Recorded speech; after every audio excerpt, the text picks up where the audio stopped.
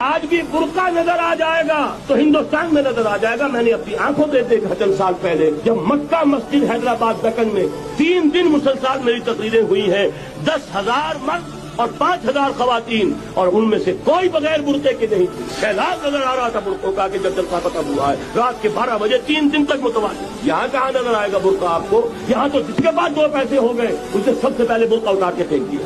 اصل ضرورت تھی کہ یہاں اس نظام کو قائم کیا جائے، اور نظام عدل اجتماعی، وہ جس میں حریت ہو، جس میں عام آدمی بھی خلیفہ وقت کو ٹوک سکے۔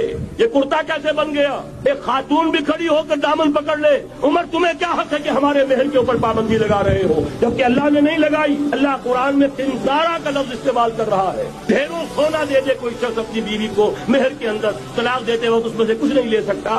آپ کون ہوتے ہمارے حق کے اوپر پابندی لگانے والے؟ اور عمر نے کہا، آج ایک بڑھیا نے وہ اب عمر کو دین سکھایا، آرڈیننس واپس۔